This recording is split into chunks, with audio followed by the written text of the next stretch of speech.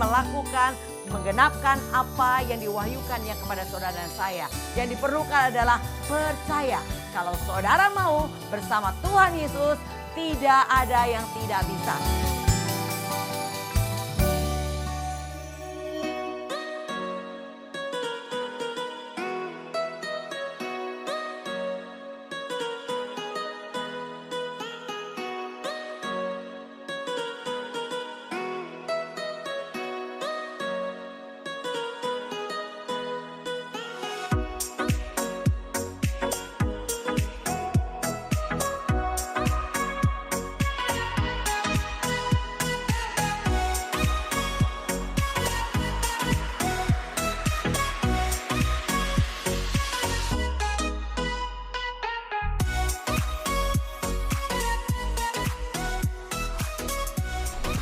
Shalom sahabat penerobos, salam jumpa kembali bersama GOB, Generation of Breakthrough. Hari ini kita akan masuk dalam satu tema, cerdik seperti ular, tulus seperti merpati. Oke, sebelumnya kita satukan hati, kita berdoa. Tak hentinya kami naikkan syukur kami kepada Tuhan untuk kembali kesempatan kami boleh menerima kebenaran firman Tuhan. Mari Allah Roh Kudus sendiri mewahyukan hikmat dan pengertian buat kami mengerti isi hati Tuhan. Berbicaralah Tuhan, kami siap diberkati. Dalam nama Tuhan Yesus, haleluya, amin. Sahabat penerobos, mari kita baca dalam bacaan kita dari Matius 10 ayat ke-16. Lihat, aku mengutus kamu seperti domba ke tengah-tengah serigala. Sebab itu, hendaklah kamu cerdik seperti ular dan tulus seperti merpati. Mengapa Tuhan meminta kita cerdik seperti ular dan tulus seperti merpati? Nah, kita pelajari dulu ya saudara, apa sih kecerdikan ular ya? Sehingga Tuhan minta supaya kita cerdik seperti ular. Nah, ular itu ternyata berhati-hati di dalam bertindak untuk menangkap mangsanya. Kalau dikatakan Kejadian 3 ayat ke-1. Adapun ular ialah yang paling cerdik dari segala binatang di darat yang dijadikan oleh Tuhan Allah. Ular itu berkata kepada perempuan itu, tentulah Allah berfirman, semua pohon dalam taman ini jangan kamu makan buahnya, bukan? Ya, ular berhati-hati, dia cari kelemahannya Hawa. Sebetulnya dia nggak tahu kelemahannya Hawa. Untuk bagaimana dia bisa binasa atau dia mati. Ya dia nggak tahu bagaimana caranya membuat Hawa jauh daripada Tuhan. Nah, oleh karena itu dia berkata begini, bukankah semua buah daripada pohon ini tidak boleh kamu makan? Nah, apa yang dilakukan? Ternyata Hawa bilang begini, oh enggak begitu. Ternyata dia bilang begini, boleh. Tuhan berkata semua boleh saya makan kecuali satu pohon yang tentang pengetahuan yang baik dan buruk itu. Demikian dikatakan Hawa. Jadi iblis tahu, ular tahu. Jadi oh ternyata kelemahannya itu. Nah itulah kecerdikannya ular ya saudara ya. Jadi hati-hati ya saudara. Ular bicara tentang tipu muslihat iblis. Iblis berusaha mencari kelemahan saudara dengan sangat cerdik. Dia membuat akhirnya kita memberitahu kelemahan kita. Jadi oleh karena itu bagaimana cara iblis membuat kita akhirnya memberitahu kepada dia kelemahan kita, yaitu caranya dicoba-coba. Coba dengan sakit penyakit, apakah kita datang kepada Tuhan atau enggak. Ternyata kalau kita tetap datang sama Tuhan, maka berikutnya dia akan coba lagi dengan cara yang berbeda. Coba kalau enggak ada yang bantu di rumah, apakah ia masih tetap cari Tuhan? Ternyata karena kita sudah mendengar tentang penerobos, kita tetap terobos. Wah, iblis pusingnya, dia cari lagi caranya bagaimana supaya kita menjauh dari Tuhan. Nah saudara, saya mau bilang buat iblis pusing. Bagaimana caranya membuat kita jauh dari Tuhan? Karena kita tidak pernah mau berhenti untuk cari Tuhan. Nah saudara, kita belajar ternyata itu kecerdikan ular. Dia berhati-hati dalam bertindak untuk menangkap mangsanya. Dia cari kelemahannya dulu. Waktu dia tahu kelemahannya, disitulah dia menyerang ya saudara. Kedua saudara, apa kecerdikan dari ular? Ternyata ia menipu manusia melalui kelemahannya dengan kata-kata manis agar menjadi seterunya Tuhan. Dia memutarbalikkan perkataan Tuhan. Ketika ia tahu kelemahannya bahwa kalau Hawa makan dari buah tentang pengetahuan yang baik dan yang buruk itu membuat ia binasa, membuat ia mati, maka disitulah dia kejar. Dia berkata, enggak, sebetulnya kamu tidak akan mati, tapi kamu akan menjadi seperti Allah kalau kamu makan buah ini. Nah itu dengan tipu dayanya. Nah saudara, demikian juga iblis bekerja dalam kehidupan orang percaya. Pertama dia cari tahu kelemahan kita. Kalau udah tahu kelemahannya, disitulah dia lepaskan tipu muslihat. Dia memutarbalikkan firman Tuhan. Dia akan berkata-kata yang membuat akhirnya saudara benar-benar sungguh menjauh daripada Tuhan. Yang ketiga, kecerdikan dari ular adalah tidak pernah menyerah sampai ia mendapat mangsanya. Lukas 4 ayat 13 dikatakan, sesudah iblis mengakhiri semua pencobaan itu, ia mundur daripadanya dan menunggu waktu yang baik. Iblis itu dikatakan tidak pernah menyerah. Ia mundur seketika lamanya untuk menunggu waktu yang baik. Jadi kalau saudara hari ini sudah menerobos segala hal yang membuat saudara tidak datang kepada Tuhan, saudara masih bisa menerobosnya sampai hari ini. Dia mundur dulu, dia tunggu dulu waktu yang dimana kita lengah. Kapan? Ketika kita mulai marah, ketika kita mulai panas hati, ketika kita mulai kecewa. Sebetulnya itu kita sedang memberi kesempatan untuk iblis mulai menyelusup masuk menguasai kehidupan kita ya saudara. Jadi itulah kita lihat pelajari kecerdikan daripada ular. Nah, apakah ketulusan yang terdapat dari merpati? Sehingga Tuhan berkata, hendaklah engkau cerdik seperti ular dan tulus seperti merpati. Ya kita lihat ya, merpati itu binatang yang gak punya empedu saudara. Ya artinya kalau di dalam bahasa rohaninya untuk kita manusia tidak menyimpan kepahitan sehingga tidak pernah menyimpan dendam. Nah, kenapa dikatakan tulus seperti merpati? Nggak ada nyimpan kepahitan di hatinya, nggak ada dendam di hatinya saudara. Nah, dipakai sebagai alat penyampai pesan ya. Merpati itu biasanya kalau zaman dulu ya belum ada surat menyurat, pakai merpati gitu kan, kirim informasinya. Nah, melakukan artinya saudara dikatakan tulus seperti merpati, dia melakukan tugasnya tanpa memandang siapa yang meminta pertolongan. Merpati ya mau aja sampaikan pesan kepada siapapun tanpa memilih-milih ya. Nah begitu juga kita saudara dalam melakukan tugas apapun yang Tuhan percayakan kepada kita. Ya mari kita tetap taat aja melakukannya. Dan kepada siapa kita harus menolongnya, tolong aja walaupun dia adalah seteru kita. Dia yang bermusuhan dengan kita, tetapi kita tetap harus melakukan kebaikan buat mereka ya. Dan dikatakan merpati itu tidak pernah mendua hati. Tidak pernah artinya berganti pasangan, cukup satu untuk seumur hidup. Ternyata merpati begitu saudara. Kalau pasangannya itu udah satu aja seumur hidup. Nah ternyata itu juga Tuhan mau ya buat kita ya. Setia ya. Dan tahu bagaimana pentingnya bekerja sama. Ya dalam membuat sarangnya merpati itu bekerja sama. Nah begitu juga hendaknya yang kita lakukan ya. Tuhan katakan tulus seperti merpati. Dia tahu kemana dia harus pulang. Tidak pernah tersesat untuk pulang ya. Saudara juga Tuhan mau kita tahu kita pulang kemana. Tentunya ke kerajaan surga. Gak boleh tersesat, gak boleh ada yang menyesatkan kita ya saudara. Caranya gimana? Saudara harus dituntun oleh gembala. Ya ingat kita adalah domba binatang yang tidak bisa pulang kandang sendiri kalau nggak dituntun oleh gembalanya. Begitu juga saudara saya, kita harus tertanam dalam gereja lokal, kita ada di bawah mentoring atau pembapaan atau gembala yang ada di gereja lokal kita. Nah mari kita taat, kita melakukannya. Nah itulah saudara yang kita pelajari, kenapa Tuhan berkata cerdiklah seperti ular dan tuluslah seperti merpati.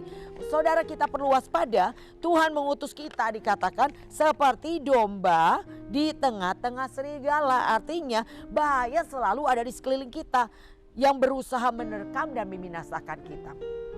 Ini yang perlu kita waspadai. Tuhan menempatkan kita di tengah-tengah dikatakan serigala yang buas saudara. Setiap saat, setiap waktu serigala yang buas bisa menerkam kita. Makanya saudara kita harus perlu waspada. Seperti singa mengaum-ngaum mencari mangsa yang dapat ditelannya. Itulah iblis ya saudara. Dan geramnya hari ini makin dahsyat karena ia tahu waktunya sudah singkat. Dan pencuri itu datang untuk mencuri, membunuh dan membinasakan. Dan iblis tidak pernah menyerah. Ini yang perlu saudara waspadai. Jadi makanya kenapa Tuhan ingatkan kita. Cerdiklah seperti ular dan tuluslah seperti merpati. Itu membuat kita luput daripada serangan iblis ya. Itu yang membuat kita akan terus berjalan di dalam jalan-jalan Tuhan yang membawa kita pada kemuliaan. Nah saudara, bagaimana caranya supaya kita luput dari segala yang buas? Adalah kita perlu memiliki kecerdasan seperti ular tadi dan ketulusan seperti merpati. Yaitu sikap yang seperti demikian saudara. Cerdik seperti ular maksudnya saudara belajar dari Yakobus 1 ayat 19 sampai dengan 20. Hai saudara-saudara yang kukasihi, ingatlah hal ini. Setiap orang hendaklah cepat untuk mendengar, tetapi lambat untuk berkata-kata, dan juga lambat untuk marah. Sebab amarah manusia tidak mengerjakan kebenaran di hadapan Allah. Ya, saudara jangan terpancing untuk marah saudara. Walaupun dalam keadaan situasi kondisi apapun, saudara harus sabar, tenang dulu kata Tuhan. Supaya dikatakan tenang supaya kita bisa berdoa. Ya, Sebab kalau kita hatinya panas, mulut kita berkata-kata, pasti perkataannya itu tidak menghasilkan kebenaran di hadapan Allah. Tuhan mau supaya kita tenang, supaya kita bisa berdoa. Ya, jadi belajar cerdik seperti ular artinya cepat dengar boleh, tapi lambatlah berkata-kata dan lambatlah menjadi marah. Itu yang Tuhan mau untuk kita lakukan. Yang kedua, bagaimana caranya kita luput dari segala yang buas tadi, yaitu percayalah akan segala yang Tuhan izinkan terjadi ketika kita sudah berdoa. Artinya gini, kalau saudara sudah datang pagi hari kepada Tuhan dalam doa pagi saudara, menyerahkan hidup saudara kepada Tuhan, saudara harus percaya semua yang terjadi sepanjang hari atas izin Tuhan. Dan ingat, Tuhan tidak pernah merencanakan kecelakaan. Rancangan Tuhan buat saudara saya adalah damai sejahtera dan hari depanmu yang pasti penuh harapan ya. Nah itu pegang janji Tuhan dengan iman percaya penuh bahwa hari depan saya pasti penuh harapan. Walaupun hari ini dalam tanda petik sepertinya situasi yang saudara hadapi gak enak, percayalah itu bukan akhir. Itu jalan yang membawa saudara kepada tujuan akhir. Hari depanmu pasti penuh harapan. Amin. Setiap kejadian Tuhan izinkan tidak pernah kecelakaan. Itu yang harus saudara percayai. Nah kalau saudara percaya tentunya saudara tidak akan marah dengan kejadian apapun yang saudara alami. Pasti ada tujuan baik Tuhan di dalamnya, saudara. Saya mau bercerita ya tentang satu ilustrasi begini, saudara. Ada seorang penggawa yang selalu berpikir positif dan selalu berkata semua pasti kejadian yang dialami ada tujuan baik Tuhan di dalamnya. Nah satu hari raja sedang mengajak penggawa ini untuk pergi berburu, saudara.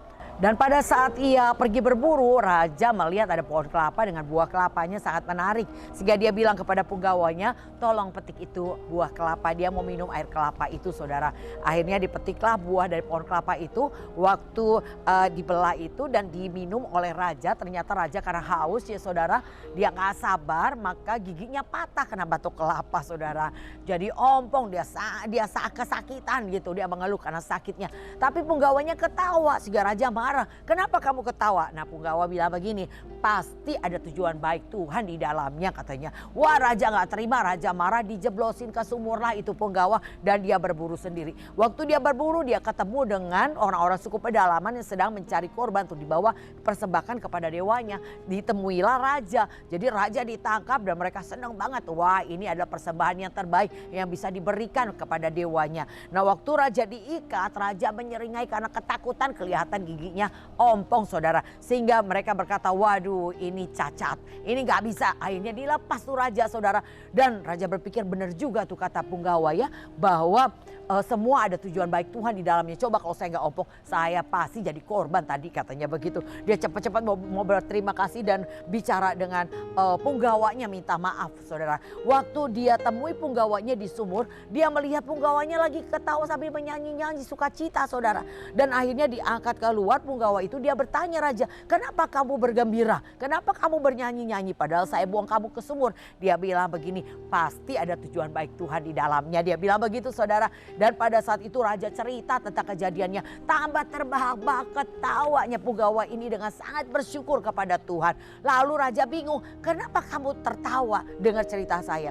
Penggawa bilang begini, kalau raja dilepaskan, kalau aku gak dijeblosin ke sumur, saya akan menjadi pengganti raja, katanya begitu, saudara. Wah benar juga ya, semua kejadian ada tujuan baik Tuhan di dalamnya ya saudara. Jadi raja mengerti ya, betul juga. Nah begitulah saudara, hendaknya kita berpikir, percaya kepada Tuhan penuh bahwa setiap kejadian kita alami baik atau tidak baik, pasti ada tujuan baik Tuhan di dalamnya. Karena Tuhan tidak pernah merencanakan kecelakaan buat kita semua, amin. Nah itu pelajaran saudara.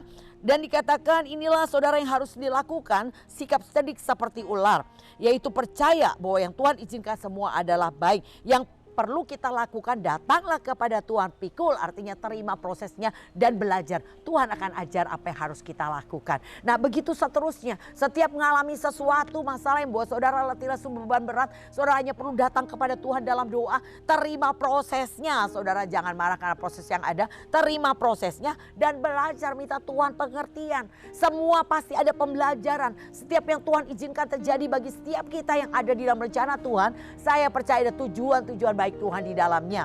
Ya, jadi yang diperlukan ada belajar. Nanti Tuhan akan ingatkan apa yang pernah kita dengar tentang firman kebenaran melalui ibadah yang sudah disimpan di dalam perbendaharaan saudara. Ini Roh Kudus akan mengingatkan kita kembali. Dan waktu Tuhan ingatkan, mari minta Roh Kudus mampukan untuk kita melakukannya. Dan kalau saudara terus tekun melakukannya, saudara pasti sampai kepada tujuan. Yang ketiga, cerdik seperti ular, artinya saudara harus punya sikap tetap berjuang mempertahankan iman sampai garis finish.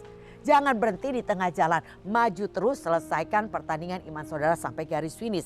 Yang kedua, sikap tulus seperti merpati. Sikap apa yang harus kita lakukan? Yang pertama, saudara tidak mempunyai kepahitan di hati kepada siapapun juga. Nah, itu caranya. Bagaimana? Mulai dari kata taat, saudara. Kalau saudara taat, saya percaya saudara akan terus bertekun dalam segala hal yang baik. Dan ketekunan itulah yang membuahkan hasil kesempurnaan. Tapi kalau sudah tidak taat, 1 Petrus 1 ayat 14, maka ketika kita tidak taat akan ada hawa nafsu yang menguasai saudara, menggoda saudara untuk menjauhkan saudara dari kasih karunia Allah. Kalau saudara sudah menjauh dari kasih karunia Allah, dikatakan dalam Ibrani 12 ayat 15, akan menimbulkan akar pahit. Nah, orang yang punya akar pahit dimanapun dia berada akan jadi troublemaker. Dia akan menjadi pembuat kerusuhan, menimbulkan kerusuhan dan mencemarkan orang banyak. Dan itu yang akan terjadi. Jadi tulus seperti merpati artinya saudara udah deh nurut-nurut aja, taat-taat aja, amin. Jangan tidak taat ya saudara. Jadi oleh karena itu jangan saudara tidak taat, amin. Nurut-nurut aja ya. Apa kata gembala saudara, apa kata mentor saudara, udah nurut aja. Selama itu membawa saudara dekat sama Tuhan, cari Tuhan. Datang, gak perlu marah saudara. Ada banyak orang takut kalau ikut saya. Kenapa? Karena kalau ikut bully dia udah deh. Ntar disuruh ikut doa pagi, udah doa pagi suruh ikut PD hari Senin, suruh ikut PD hari Selasa, Rabu, Kamis, Jumat. Udah gitu suruh ikut pemuritan, suruh banyak ikut ibadah lainnya. Saya bilang aneh ya, suruh deket sama Tuhan malah takut, malah marah, gak mau deket saudara. Hai saudara, saya mau katakan kepada saudara, mendekat kepada Tuhan keadaanmu pasti lebih baik. Mencari Tuhan itu adalah awal pemulihan kehidupan saudara dan saya. Tidak mungkin dekat sama Tuhan hidup saudara makin hancur, makin parah, makin terpuruk, makin miskin, makin susah. Tidak mungkin. Tuhan cuma mau saudara mendekat kepada Tuhan. Apa susahnya beri waktumu kepada Tuhan? Ketika saya memberi waktu saya buat Tuhan dan saya maksimal dalam segala aktivitas kepercayaan yang Tuhan berikan. Dan saya tidak pernah bolos karena urusan saya dan kepentingan saya pribadi. Lalu berikutnya saya melihat saudara, bagaimana Tuhan memberi saya tetap semangat. Saya masih bisa melakukan apapun yang menjadi kepentingan atau urusan saya. Saya masih bisa urus segala kebutuhan rumah tangga saya. Saya masih bisa jalan-jalan bersama keluarga. Saya masih bisa makan bersama keluarga. Saya masih bisa berkumpul dengan teman-teman. Masih bisa melakukan segala aktivitas lainnya saudara. Jadi oleh karena itu mari saudara coba belajar. Prioritaskan Tuhan, carilah Tuhan. Berikutnya semuanya beres. Tuhan punya solusi, Tuhan punya pencerahan untuk menyelesaikan setiap rintangan di depan saudara. Nah inilah saudara harus lakukan. Berikutnya tulus seperti merpati artinya menjadi berkat buat orang banyak tanpa memandang siapa yang diberkati atau ditolong. Kalau kita baca Matius 5 ayat 44. Tetapi aku berkata kepadamu, kasihilah musuhmu dan berdoalah bagi mereka yang menganiaya kamu. Kasihilah musuhmu dan berdoalah bagi orang yang menganiaya kamu. Itu yang Tuhan mau untuk kita lakukan. Menjadi berkat bukan hanya untuk orang yang baik saja. Tapi bagi musuh juga kita harus tetap mengasihi musuh kita. Dan kita harus berdoa bagi mereka. Galatia 6 ayat 9 dikatakan. Janganlah kita jemu-jemu berbuat baik. Karena apabila sudah waktunya, kita akan menuai jika kita tidak menjadi lemah. Saudara hanya menuai kalau saudara tidak menjadi lemah. Jadi yang diperlukan jangan jemu-jemu berbuat baik, buat baik. Karena memang kita diciptakan dalam Kristus Yesus untuk melakukan pekerjaan baik. Efesus 2 ayat 10 dikatakan. Kita diciptakan untuk melakukan pekerjaan baik. Ya lakukan pekerjaan baik saudara. Tanpa dipengaruhi siapa yang harus kita tolong, siapa yang harus kita lakukan dengan baik. Lakukan aja saudara. Jadi jangan terpancing, jangan terpengaruh untuk berhenti. Kenapa? Karena dikatakan engkau akan menuai kalau tidak menjadi lemah. Ya, jangan menjadi lemah. Saudara rugi banget kan 1000 kali berbuat kebaikan. Di 1001 kali sebetulnya kita menuai. Tapi kita bilang capek deh. Udah buat baik terus tapi orangnya gak berubah-berubah. Orangnya tetap kelakuannya jahat sama saya. Akhirnya kita berhenti berbuat baik. Rugi gak saudara? Ya pada sekali lagi saudara berbuat baik. Saudara akan menuai begitu banyak kebaikan yang diberikan Tuhan kepada kita. Jadi oleh karena itu jangan jemu-jemu, terus lakukan kebaikan kepada siapapun. Kesempatan di depan saudara, tolong mereka walaupun mereka adalah orang yang menyakiti hati kita. Tetaplah lakukan kebaikan saudara. Nah berikutnya saudara, kita belajar percaya penuh kepada Tuhan. Matius 6 ayat 24. Tak seorang pun dapat mengabdi kepada dua tuan, karena jika demikian ia akan membenci yang seorang dan mengasihi yang lain, atau ia akan setia kepada yang seorang dan tidak mengindahkan yang lain. Kamu tidak dapat mengabdi kepada Allah dan kepada Mamon. Jangan ada yang lain, kalau Tuhan aja saudara. Jangan kepada Tuhan dan kepada Mamon. Ya artinya bukan berarti kita nggak perlu uang ya saudara. Kita masih hidup, kita masih perlu juga. Tapi bukan itu menjadi prioritas utama kita sehingga kita nggak punya waktu kita untuk datang kepada Tuhan. Tidak pun punya waktu untuk kita belajar tentang firman dan kebenaran Tuhan. Jadi oleh karena itu yang diperlukan adalah percayalah penuh kepada Tuhan. Dia adalah sumber, dia adalah pengendali. Tuhan bisa mengubah hidup saudara sekejap. Tuhan bisa lakukan seperti yang Tuhan lakukan kepada Yusuf. Hari ini sebagai narapidana, hari yang sama ia menjadi penguasa kedua di tanah Mesir. Tuhan juga bisa lakukan buat saudara dan saya. Yang penting adalah hidup baik saudara. Yusuf tetap melakukan kebaikan walaupun ia dibuang ke sumur oleh saudara-saudaranya. Walaupun ia dijual sebagai budak, dia difitnah, dia masuk penjara. Di penjara dia dilupakan, tetap dia melakukan kebaikan. Maka sebagai budak dari Potifar, maka dikatakan Potifar mengasihi Yusuf dan mempercayakan semua miliknya kepada Yusuf. Sebagai narapidana, maka dikatakan kepala penjara mengasihi Yusuf. Jadi artinya Yusuf tetap melakukan kebaikan dimanapun dia berada. Dan hingga pada hari itu tiba, hari di mana Tuhan mengangkat Yusuf, yaitu dipakai hanya melalui mimpi. Maka berikutnya Yusuf ditinggikan pada saat itu menjadi orang kedua di tanah Mesir. Dari seorang narapidana menjadi orang kedua di bawah Firaun pada saat itu. Luar biasa bukan saudara? Nah itulah kalau Tuhan mengangkat, Tuhan bisa melakukannya. Gampang bagaikan membalikan telapak tangan. Hari ini kau mungkin masih ngontrak ke sana sini. Tapi kalau hari ini Tuhan mau berikan rumah buat saudara, bisa nggak? Bisa saudara. Tiba-tiba saudara berjumpa dengan seseorang dan Tuhan bicara kepada orang itu untuk memberikan rumahnya satu yang begitu banyak dia miliki, diberikan satu kepada orang itu. Bisa nggak? Bisa. Kalau Tuhan suruh, tidak ada yang berani untuk menolak saudara. Kalau Tuhan mau kasih, nggak ada yang bisa menahan. Jadi yang diperlukan adalah engkau lakukan aja segala kebaikan. Maka engkau akan menuai banyak kebaikan dari Tuhan. Nah saudara, inilah yang harus dilakukan. Sikap tulus seperti merpati, dapat bekerja sama yang baik dalam komunitas rohani. 1 Korintus 1 ayat 10 dikatakan demikian. Tetapi aku menasihatkan kamu, saudara-saudara, demi nama Tuhan kita Yesus Kristus, supaya kamu seia sekata dan jangan ada perpecahan di antara kamu, tetapi sebaliknya supaya kamu erat bersatu dan sehati sepikir. Ya, ini yang Tuhan mau, sehati sepikir ya, bekerja sama dalam satu komunitas. Jangan ribut saudara, jangan ada perselisihan karena apapun, saling menerima satu dengan lainnya kekurangan kelebihannya masing-masing, karena kita semua tidak sempurna. Ada slogan kita, sesama orang rusak jangan suka ngomongin. Kita semua rusak, makanya kita lagi dibenerin ya saudara ya. Nah saudara, apa yang harus kita lakukan? Terima. Kekurangannya dia mungkin adalah kelebihan saya, tapi ada kekurangan saya merupakan kelebihan dia. Mari kita saling melengkapi. Yang membuat perpecahan adalah karena kita mau orang lain melakukan seperti saya. Ketika orang itu tidak melakukan, itu yang buat saya kecewa, saya marah. Tidak boleh begitu ya saudara. Yang diperlukan sadar kita juga punya kekurangan ya. Jadi oleh karena itu mari kita saling mendoakan. Nah saudara, yang dikatakan sikap cerdik seperti tulus seperti merpati adalah tahu tujuan akhir yang akan dicapai. Saudara tahu nggak tujuan akhir kita? Tahu pastinya, rapture ya saudara ya. Rapture adalah jalur khusus di mana saudara tidak akan disesatkan, saudara tidak akan diseleksi lagi, tapi saudara pasti masuk surga. Karena orang yang diangkat Tuhan akan memerintah bersama Tuhan dalam kerajaan 1000 tahun damai. Dan berikutnya kita tidak akan disesatkan ketika iblis dilepas setelah 1000 tahun dirantai. Dia dilepas, dia menyesatkan banyak orang bagaikan pasir di lautan. Tapi saudara dan saya yang sudah rapture, kita memerintah bersama Tuhan, hidup seperti malaikat dan kita pasti masuk surga. Amin.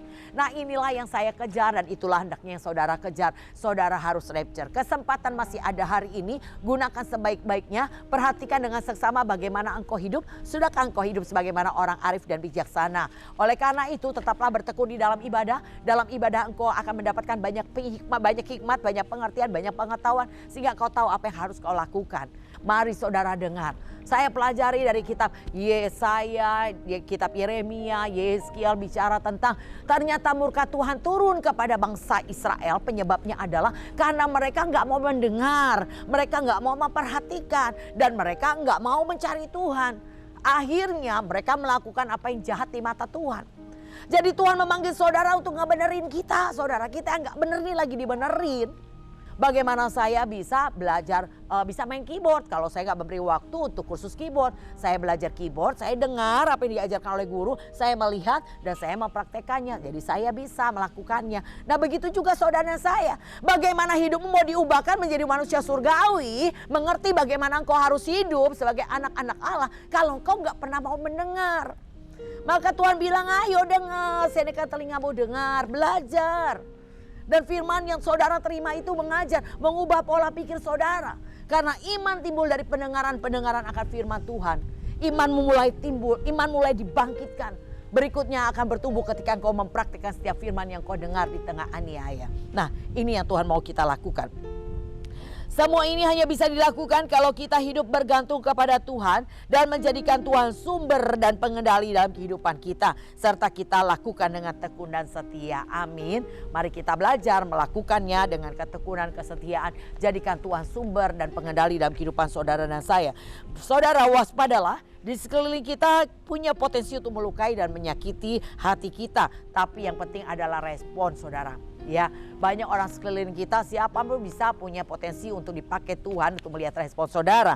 Tapi yang penting adalah jangan salah respon. Perhatikan bagaimana kita berpikir, bagaimana kita berkata-kata, bagaimana kita bertindak. Dan kemampuan itu kita dapatkan kalau kita hidup dengan bergantung kepada Tuhan. Engkau akan lebih berhati-hati. Maka Tuhan berkata kepada Yosua dalam kitab Yosua 1, di sana dikatakan berhati-hati, kuatkan teguhkan hatimu. Hati-hati dengar, renungkan firman Tuhan, berhati-hatilah bertindak supaya engkau berhasil dan beruntung. Nah ini yang Tuhan mau untuk kita lakukan. Saudara mau berhasil dan beruntung, caranya ayo saudara belajar dengar firman supaya engkau tahu bagaimana engkau harus bertindak.